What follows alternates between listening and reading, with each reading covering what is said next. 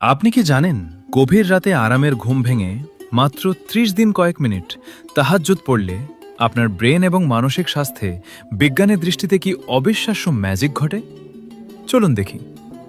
প্রথম দিন, গভীর রাতে ঘুম থেকে ওঠা আপনার কাছে কঠিন মনে হতে পারে, কিন্তু শেষ রাতে বাতাসে সবচেয়ে বেশি বিশুদ্ধ অক্সিজেন বা ওজোন থাকে। এই সময় অজু করে নামাজে দাঁড়ালে আপনার ফুসফুস ও ব্রেনে প্রচুর তাজা অক্সিজেন প্রবেশ করতে শুরু করে। এক সপ্তাহ পর আসল ম্যাজিক শুরু হবে সিজদার সময়। মাধ্যাকর্ষণ শক্তির কারণে আপনার ব্রেনের সামনের অংশে বা প্রিফ্রন্টাল কর্টেক্সে প্রচুর তাজা রক্ত প্রবাহিত হবে।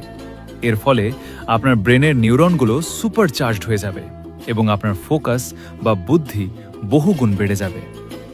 ২১ দিন পর শেষ রাতে আপনার ব্রেনের পাইনিয়াল গ্ল্যান্ড সবচেয়ে বেশি অ্যাক্টিভ থাকে। এই শান্ত পরিবেশে আল্লাহর কাছে দোয়া করলে আপনার ব্রেনের কর্টিসল বা স্ট্রেস হরমোন একদম জিরো হয়ে যায় এবং মন অপার্থিব শান্তিতে ভরে ওঠে। ৩০ দিন পর আপনার চেহারায় এক অদ্ভুত নূর বা উজ্জ্বলতা চলে আসবে, যাকে বিজ্ঞান বেটার ব্লাড সার্কুলেশন বলে। আপনার ভেতর কোনো ডিপ্রেশন থাকবে না এবং আপনি পাবেন পাহাড়ের মতো অটুট অটুট আত্মবিশ্বাস।